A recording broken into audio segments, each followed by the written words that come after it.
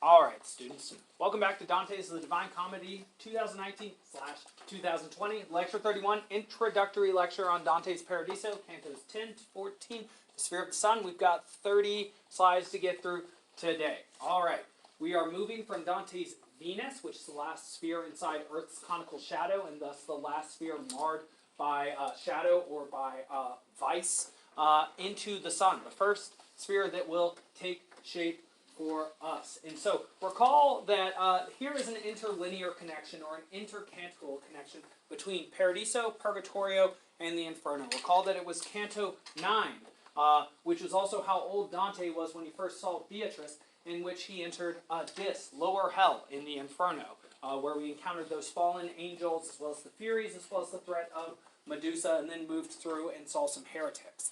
Recall also in the Purgatorio, we got in Canto 9 to the gate to Purgatory proper, the actual terraces, and there had the pleasure of seeing first a drama involving two cherubim, or angels and a snake, and then the first of three dreams, significant dreams, by Dante, and then Dante moved through to the terraces of Purgatory. Well, now we move outside of the first three spheres of heaven that are marred by Earth's conical shadow, marred by inconsistency, marred by ambition, marred by lust, onto one of the pure spheres. And in fact, the next four spheres, the Sun, Mars, Jupiter, and Saturn, will each take shape in a significant way. So this is the fourth of 10 spheres of heaven in Dante's Paradiso. Its occupants are those who illuminate and give warmth. They are teachers, scholars, theologians. These are wise people. These are prudent people. They are more than simply teachers and scholars. These are people that are supposed to have embodied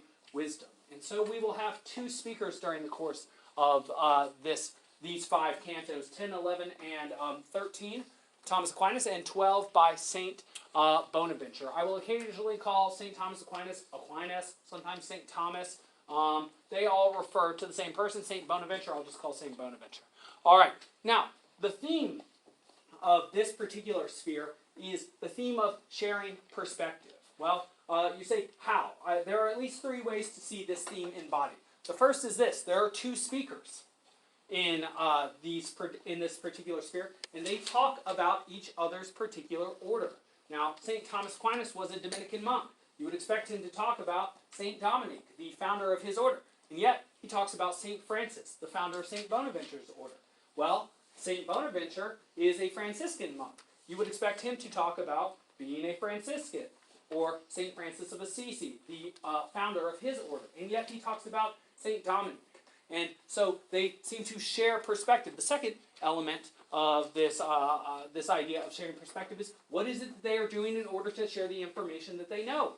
They are speaking, they are conversing, they are discussing, they are transferring information from one person to another. They are, and this is against a very modern perspective that suggests that one person cannot know another. They actually hold the opposite perspective, that a person can know another person if they communicate the information that they have access to intelligently. So the poorer a communicator you are, the less people will know you well. The better a communicator you are, the better they will know not only yourself, but what you know as well. Yes. In any case, and also just look at the shapes themselves. Two interlocking circles. You probably have been given the organizational device to use before of a Venn diagram. And you see that a Venn diagram are two circles that have an overlapping aspect together. Well, the Venn diagram is interesting here because here we literally have like a three-dimensional Venn diagram. But what is the goal of conversation? Well, it is to expand that which is shared between two people, to expand that shared section so that ultimately you don't have two circles, but rather one that has enlarged both of your perspectives. And that is the purpose of conversation.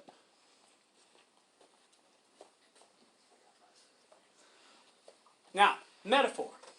Conversation and discussion, and this is similar to what I said before, expand the perspective of each participant if you're actually sharing information. This is why it's often boring to talk to someone who just makes jokes, or just complains about something, or just insults other people, or just makes things up, or just gives their opinions on things. that sort of information is dead because it was never really alive. It's not real information. It just tells you about the particular person you're talking to, and often that there's somebody that you shouldn't really be talking to. And they don't convey anything of truth to you. Well, that's quite the opposite from, say, like a lecture here and from a good conversation. In fact, many of you have trouble with these sorts of lectures precisely because they are so information dense. There's very little just light opinion given your way with which you can just lightly disagree without thought. If you were to disagree with one of these thoughts, you would have to come up with your own thought yourself, which I encourage you to do. In any case, as I said, this is the first sphere outside of Earth's conical shadow, and that is why we can see it clearer. Remember that part of one of the themes of Paradiso is that each time Dante gets bumped up another sphere, he doesn't physically move.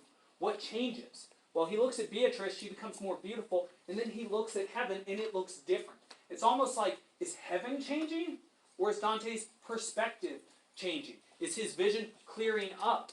Could he not see the first three heavens for what they truly were, because there was something that kept him from seeing? Was Earth's conical shadow actually obscuring heaven, or was it obscuring the sight of Dante? Again, one of those sort of Glaucus, is he the ocean, or is he a part of the ocean sort of ideas? Is it his perception, or is it the thing itself which is changing? Or are they one and the same? Difficult question. Notice also how many cantos this is. It's 5. Typical for teachers. They're going to take some time to say what it is that they have to say because they have a lot to say. So it goes through cantos 10, 11, 12, 13, 14. Don't be upset by the fact that 10 to 14 is 5, not 4, as you would expect if you just do basic arithmetic. In any case, Dante's vision clears up, and he now sees these two circles very clearly. We have some direct address. You don't need to write this. Now, reader, do not leave your bench. Please don't. But stay to think on that of which you have foretaste. You will have much delight before you tire. We'll see if that's true. In any case, the first of the two speakers of this sphere. Let's tell you some things about him. His name is St. Thomas Aquinas. He speaks in cantos 10, 11, and 13. One speaker, 3 cantos. Again, that theme of 1 equaling 3, that arithmetic notion. Now, he was a Dominican monk or a Dominican friar. Remember, there is a distinction between monks and friars. Monks stay in monasteries. They just read books, essentially, and pray. Friars go out into the world and actually proselytize and preach. He, as a Dominican, and I'll say more about St. Dominic soon, emphasized the wisdom of the church, represented by the second highest choir of angels. You may know this, that the medieval mind and its love of categorization and its love of hierarchies of being and the great chain of being even has a hierarchy of angels. There are 9 choirs of angels. And the top one is seraphim, which is represented by love or the order of God. The second highest one is the cherubim. They're actually represented on many cathedrals as like little babies looking like Cupid with little wings. And they represent the wisdom of God. And so love is above wisdom in the great chain of being, according to the medievals, which is very interesting. You will see God the Father here described literally as primal love, the first love. In any case, the Dominicans, why did they come to be? Because they came about in the early or the late 12th century, early 13th century. They fought against intellectual heresies. These were the smart friars, and they were often implanted in universities as professors in order to fight against heresies. As you know, heresies sort of exist outside of Aristotle's categorical system that shaped Dante's Inferno. And we were saying, well, there's something interesting about heresy. It comes from the Greek word hairesis, which means choice. Heresies are intellectual sins without being necessarily malicious sins. They are major intellectual errors one makes about spiritual doctrine that can, in the perception of the medieval mind, including Thomas Aquinas and Dante, lead one to actually literally to hell because they believe the wrong things and therefore act in the wrong way. Well, where's the best place to put somebody to shape someone's mind? In a leadership position where they teach. Where's the best place to teach somebody? A university. That's where you get, at this time, in particular, the top students, the people who wish to learn cerebral sorts of things. And so Thomas Aquinas himself was a university professor at a university that existed then, in the 14th century and the 13th century, and still exists now. It's called the University of Paris, where the Sorbonne is one of the greatest universities in the world. Oxford, Cambridge, Harvard, Yale, University of Paris. Now, something interesting about him. He is a follower of the Dominican order, which means the founder of his order from the 12th century, born in the 12th century, was St. Dominic. You would expect him then to talk about what he knows, which is how to fight intellectual heresies, the history of the Dominican order, any of a number of things. And yet he upsets our expectation, and he talks about the life of St. Francis. St. Francis started a totally different order of monks and friars, named the Franciscans, who took a vow of poverty and were by no means an intellectual branch of the Christian monastic arm.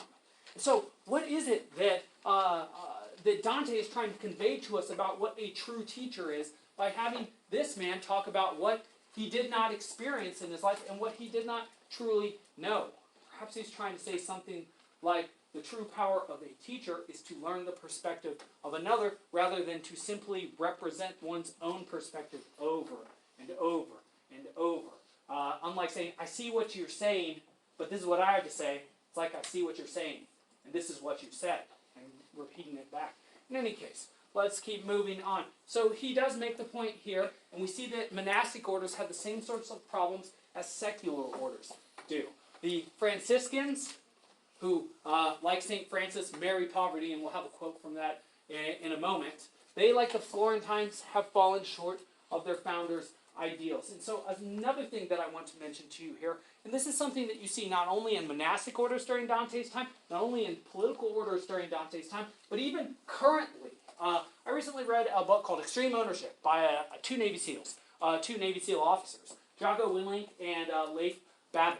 And one thing they talked about is that in the military, sometimes, even when you have the same strategic goals, like take a city in Iraq called Ramadi, different divisions will have different sub-goals which make them antagonistic towards each other. So you could be a Navy SEAL operating on the ground, and there could be a sniper unit with the Army, and you could have reinforcements given to you by the Marines. You could be on different comm systems, and you could end up having different operating procedures that make you accidentally get in each other's way and potentially even fire on each other, blue on blue, as it's called. In any case, in corporations to this date, sometimes differing divisions have differing perspectives on how to move the business forward. You focus on your particular part of the business, and someone else focuses on their part of the business, and you can become antagonistic towards each other. So just because you know how to do what you do does not mean that you're actually helping a larger organization. Add that to Thomas Aquinas here. Just because he knows about heresies, just because he knows about the Dominicans, does that actually make him a good Christian? Does that mean that he's actually helping the great Christian mission, even if he's accomplishing his particular one? Something that I thought I'd bring up to you. All right, a couple more details just to know. Now, each of these speakers, Thomas Aquinas and St. Bonaventure, they exist on one of the two circles which are overlapping like the Venn diagrams in the sun. On each of these circles, and I'm not going to repeat them to you here, you can look them up very easily in the front of the book, page 432, or just in the Cantos themselves. There are 12 total men on each of these circles, which makes for 24 total. Now that 24 number is symbolic, very crucial. There are 24 books of the Old Testament. There were 24 old men at the front of the pageant of the parade at the top of terrestrial paradise. And so it is as if these figures themselves embody all the wisdom of the Old Testament, or all the wisdom, in some ways, of the Bible. Perhaps they do. In any case, a couple small details about St. Dominic and St. Francis of Assisi. Even though they are spoken of here, there's not a lot that you really need to know about them, except for the fact that the two men that embody the virtues of their monastic orders happen to be able to look beyond their singular perspectives. A Franciscan understands the Dominicans, that's St. Bonaventure, and a Dominican understands the Franciscans, and that's St. Thomas Aquinas. And I'll give a more personal example, maybe just to help you out. Obviously, we are a charter school in Escondido. There's another charter school in Escondido. What is it called? Classical Academy. And so often when we play them in basketball or football, we would like to do what to their team? We'd like to crush them. Absolutely. And it's like we're sort of irritated, sort of sad and disappointed when we don't. That said, recently, and this is a little bit sad, they experienced a major tragedy over at Classical Academy. In fact, there was a terrible car crash over Christmas break, and one of their students died. And multiple of their students were injured. Now, this is where we make the connection. Do we still want to just crush classical academy, or do we take a larger perspective? Do we realize that they too are from Escondido, like we are? They too are a charter school with similar values and ideals to us, and they too, bless you, are people like us. Those divisions that divide us, all of a sudden, in the wake of a greater tragedy, seem to fall away. It's the same idea when, say, you're a Marine, you're in the Navy as a SEAL, you're in the Army. You all have to take Iraq or Ramadi back from these particular insurgents who do some terrible things that we're not allowed to do, by the way, including torture and abducting of women, that sort of thing that the West is not big on. But in any case, in the wake of a larger enemy, it brings people together. And so that is part of what Thomas Aquinas and Bonaventure are trying to show us. They don't just represent what it is they see in their particular functions. They get the big picture, as it were. All right, so St. Dominic, he founded the Dominican order. He was born in 1170. He died in 1221. That's the same year that Bonaventure was born. Thomas Aquinas was born a little bit after that in either 1224 or 1225. St. Francis of Assisi, who was an Italian, knows that Dominic was a Spaniard from Calaruega, Spain. He was a Castilian. He was born 1182 and died 1226, born in Assisi, Italy. At that time it wasn't called Italy, but it was the Italian peninsula. All right, that son. This is a description by Thomas Aquinas of St. Francis. That son was not yet very distant from his rising when he caused the earth to take some comfort from his mighty influence, referencing the spirit self, the sun. Or even as a youth he ran to war against his father on behalf of her, the lady unto whom, just as to death, none willingly unlocks the door. Before his spiritual court, et coram patre, that means in the presence of the Father, he wed her. Day by day he loved her more. So it sounds like he's describing a beautiful lady that he married. And yet, this beautiful lady, like Fortune, will be an embodied idea, not an actual person. She was bereft of her first husband, scorned, that's the church, because she is poverty, obscure for some 1,100 years. Until that son came, she had no suitor. So Jesus dies, 1,100 years pass, St. Francis is born, and he marries this widowed or divorced lady who is actually capital P poverty. Nor did it help her when men heard that he who made earth tremble found her unafraid, serene with amicus when he was addressed her. Nor did her constancy and courage help when she, even when Mary stayed below, suffered with Christ upon the cross. But so that I not tell my tale too darkly, too obscurely, we are past the conical shadow of the earth, you may now take Francis and take poverty to be the lovers meant in my recounting. So he actually analyzes it for us. It says that Francis married poverty. That means that each of these men takes a vow of poverty. And actually, something about the Franciscans is that their habits, the monk outfits that they wear, those sort of robes, they're known to be very itchy. They're made of wool. I don't know if you've ever worn a wool sweater. It's awful how itchy it is. Like, I'd rather be cold. It's so itchy to wear one of those things. And so not only is it cheap and not very nice, but it's also very uncomfortable to be in, which I suppose is sort of a symbol for when you are impoverished, things are very uncomfortable because you're very vulnerable and subject to fate and those around you. In any case, even though St. Thomas talks about St. Francis and the Franciscans, I want to give you a little info on him. He was the greatest philosopher and theologian of the Middle Ages. And at one point, he was actually antagonistic against St. Bonaventure, and I believe it was within 50 years of his death that several of his works were actually put on the codex of banned works by Catholics for some crazy reason. In any case, his greatest work was called the Summa Theologiae. That means the height of theology, or the highest of theology. A summit is the top of a mountain, for example. And that's why when leaders like CEOs and politicians get together, they call it a summit, because it's all the top people in an organization getting together. In any case, his dates are 1225 to 1274, so notice he died just after, let me make sure I get this right, just after St. Dominic died and just before St. Francis died. And just to let you know what this guy spent his time doing, he wrote 18 volumes of work. You're like, how much is in a volume? Well, in those 18 volumes, over 20,000 pages written. And that's by hand. He didn't have a computer. He may also have dictated some. Often pictures show him, he was a rather heavy-set individual with his eyes sort of off-center with each other. He's often shown as having like a pen, a quill in one hand, and the church in another, with a halo on the back of his head because he's a saint. All right, in any case, St. Bonaventure, just to give you some additional perspective, his dates 1221 to 1274, speaks in Canto 12. Know that he doesn't speak in 10, 11, and 13. He was a Franciscan monk. And the Franciscans, like I told you, they take a vow of poverty. I just want you to think a little bit about how different a Franciscan's life would be from a Dominican's. They're both monks. So we as modern people are like, they're both monks. They just hang out in churches and pray. It's like, no, not exactly.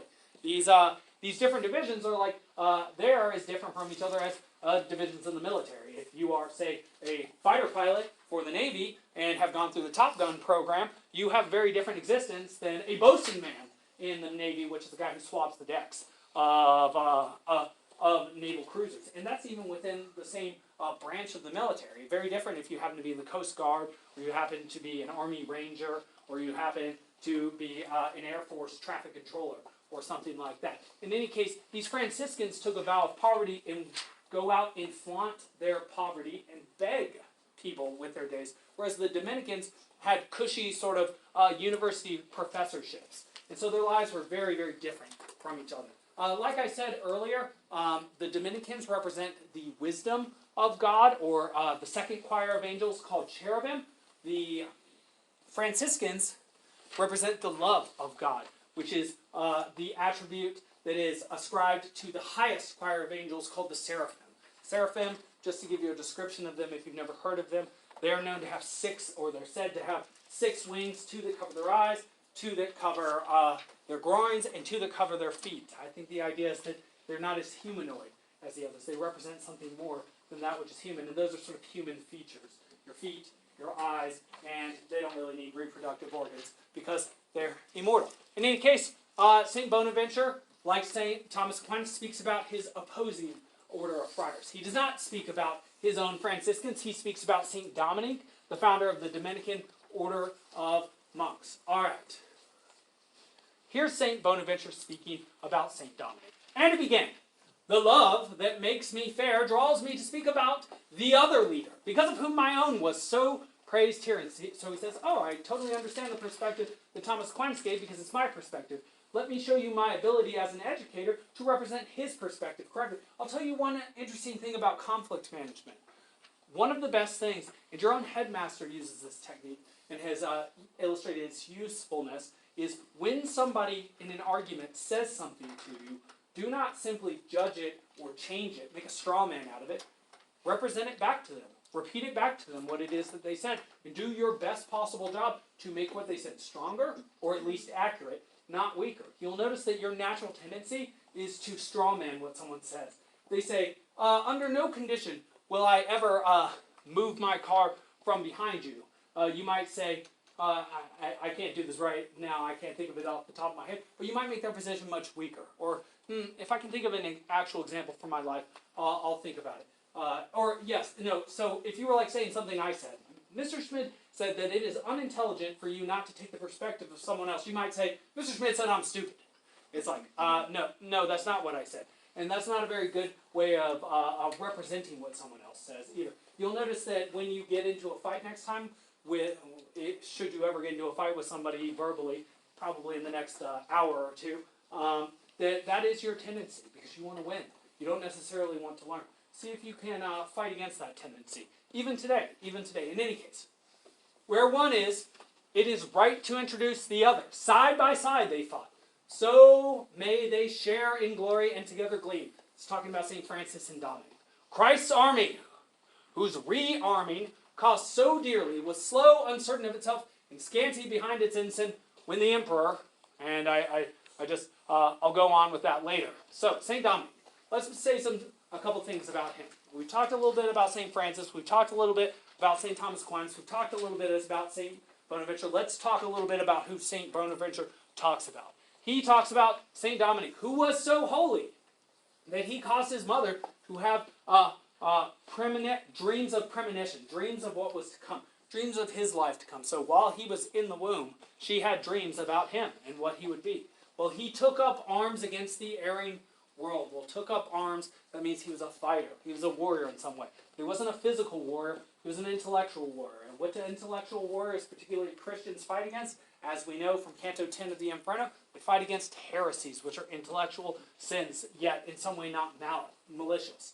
And his people, just like the Florentines, just like the Franciscans, have gone crooked. Crooked is interesting because it suggests an inability to have a straight or a correct perspective.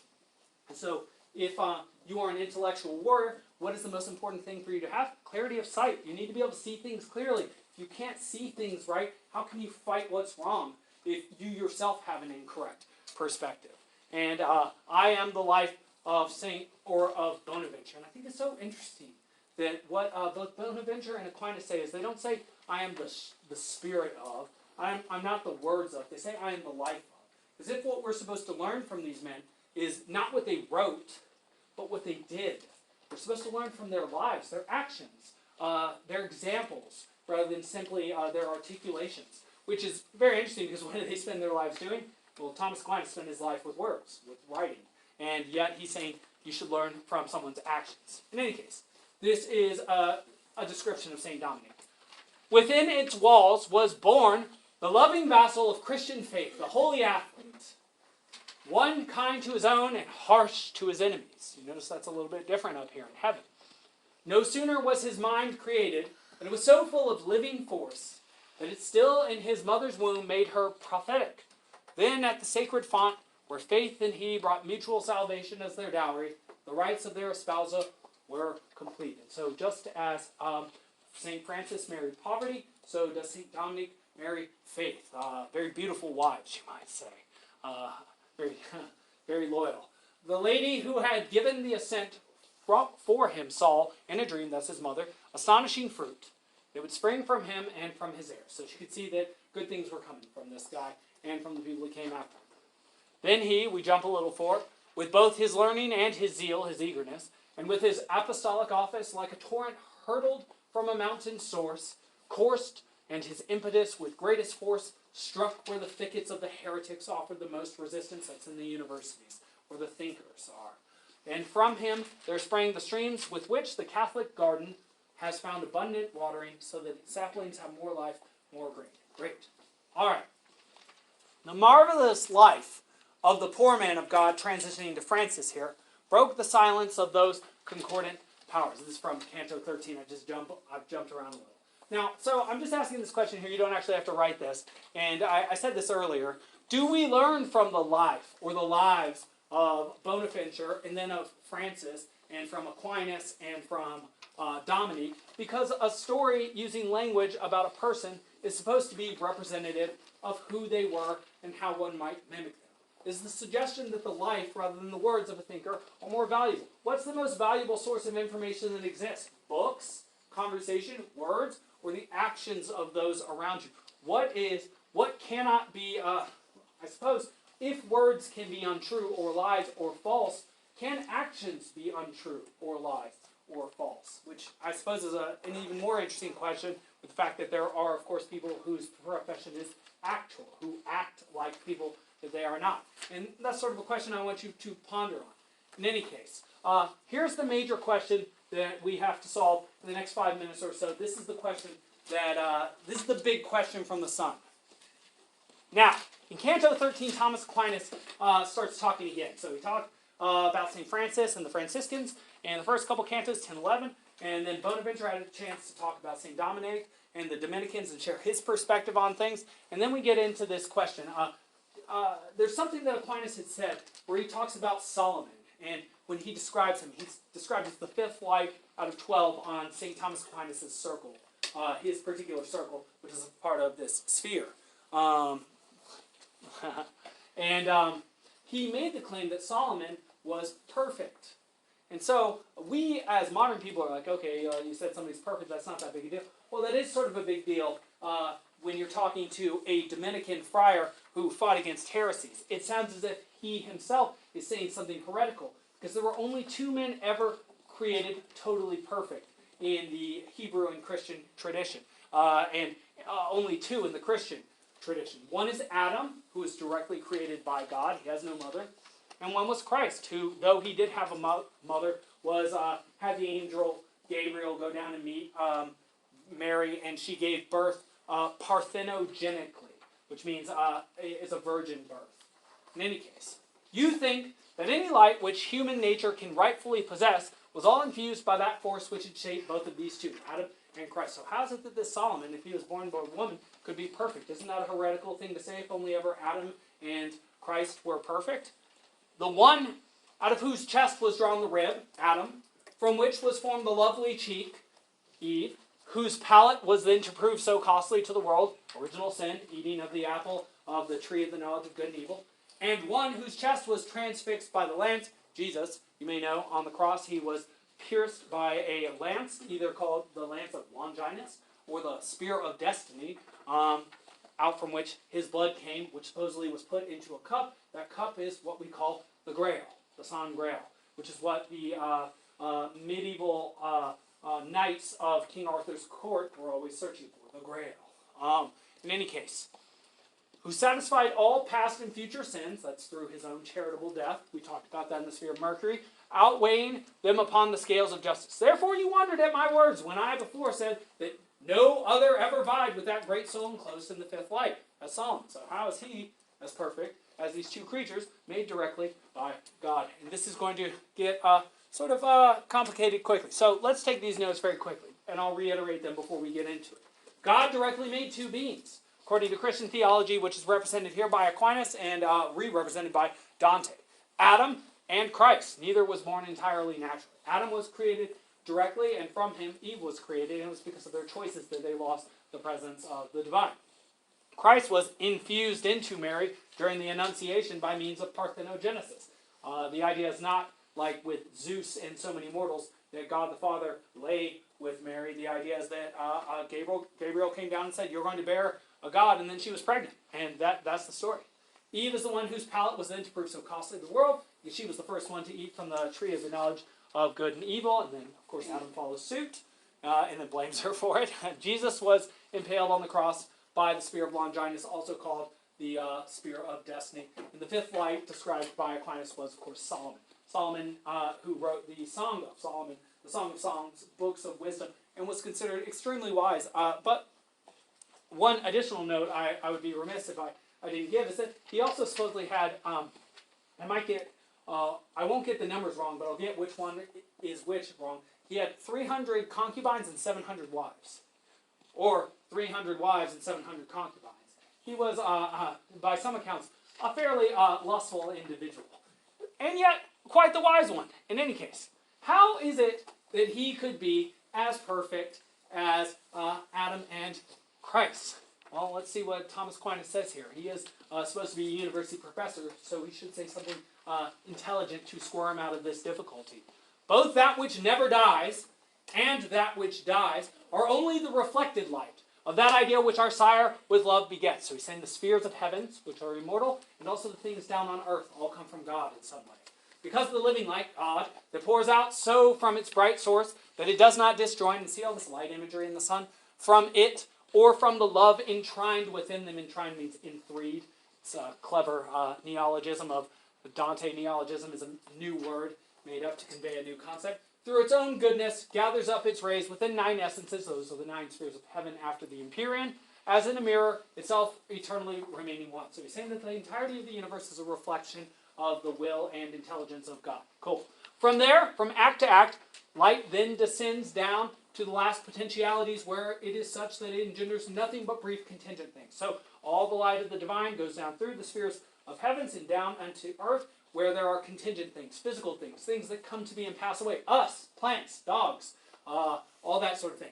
By which I mean the generated things, that's us. The moving heavens bring into being with or without seed. The wax of such things, the bodies, the physical matter of them, us, or our bodies, our flesh, and what shapes that wax are not immutable. That means they are not unchangeable.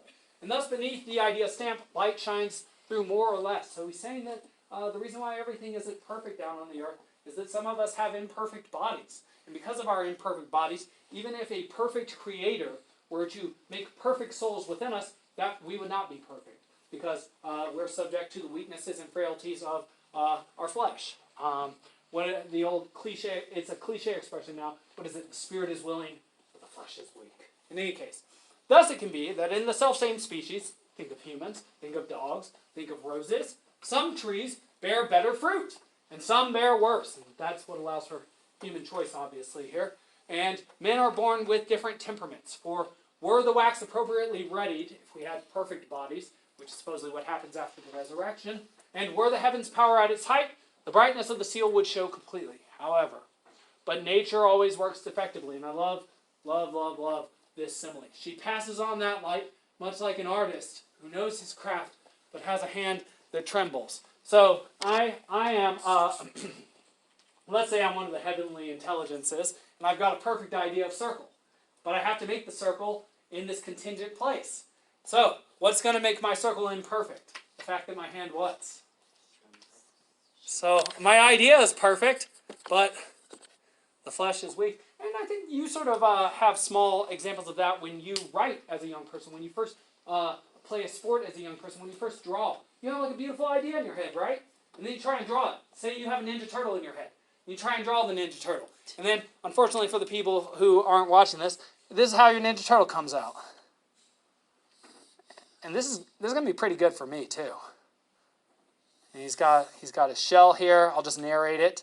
He's got his front. They don't wear clothes, but I would. There, he's got his hands. He's oh yeah, we'll make him the Ninja Turtle you probably didn't want me to draw. This is not Leonardo. Which one is this with the staff? Donatello. It's Donatello, the guy with the purple one, the one that probably none of you ever wanted to be. You were probably like, I want to be Leonardo because he has a sword and he's the leader. I want to be Raphael because he's cool and has the size. I want to be Michelangelo because he seems pretty fun. You probably never wanted to be Donatello. Well, we are amongst the wise ones. And the staff does have the longest range. And against any of them would be the most effective. Even somebody with a sword, they'd have to chop up your staff pretty fast in order to get past that range of motion. In any case, I had the idea of a beautiful Ninja Turtle. That's what I drew. Sorry, nature's defective. That's why we're kind of defective. Which is also an argument for why evil exists in some ways, and also for why humans die. Our physical matter is not meant to stay the same always. It's always changing. And even scientists will tell you, I don't know that whether this is a wives' tale or true, but supposedly every cell in your body will have died and been duplicated and replaced by a new one over 7 years. So in 7 years, you will be literally a different person in terms of your cellular composition. In any case. All right. Yet where the ardent love prepares is the last bit. And stamps the lucid vision of the primal power, a being then acquires complete perfection. Okay, interesting here. So there is a way for someone to be completely perfect. If they're made directly by God. That's Adam and Christ. In that way, earth was once made worthy of a full perfection of a living being that thus was the virgin made to be with child. Okay, Christ was directly made by God is the idea here. And that's why nature didn't get in the way and make him imperfect like all of us. So that I do approve of the opinion you hold that human nature never was, nor shall be what it was in those two persons. So he's actually agreeing. He's saying, okay, when I said Solomon was perfect, I didn't mean perfect in the same way that a creature made directly by God would be like Adam or Christ. But so that the obscure can be made plain, do I even want to read this? I will read this, okay. But so that the obscure can be made plain, consider who he was. What was the cause of his request when he was told, do ask? My words did not prevent your seeing clearly that it was as a king that he had asked for wisdom that would serve his royal task. So there's a proviso given here that Solomon was not perfect as a being, he was perfect in his role. He was perfect as a king. He was precisely perfect because he didn't deal with foolish intellectual issues like many medieval people did, and not to know the number of the angels on high. So that's like sort of a theological question. How many angels are there? Like, who knows? Who knows that? Nobody. If combined with a contingent, necessary, necesse, ever can produce necesse. So can something contingent ever make something necessary? That's a logical paradox for people who are logicians. Or si est dare primum motum esse, or that means if there is to give, if there is a first mover, is the idea behind that. or within a semicircle, one can draw a triangle with no right angle. That's a good question to terrorize your math professors with. Can you inscribe a triangle within a circle without there being a right angle? They'll probably just say no. All right. Thus, if you note both what I said and say by matchless vision, it is kingly prudence. My arrow of intention means to strike. And if you turn clear eyes to that word rose, you'll see that it referred to kings alone. Kings who are many and the good are rare. So finally, a good king, a good leader. Take what I said with this distinction then. In that way it accords with what you thought of the first father and of our beloved. All right. I will show this to you later, the slides that came after, but you are in a good position to answer what you must. Good work today. I hope it's been illuminating.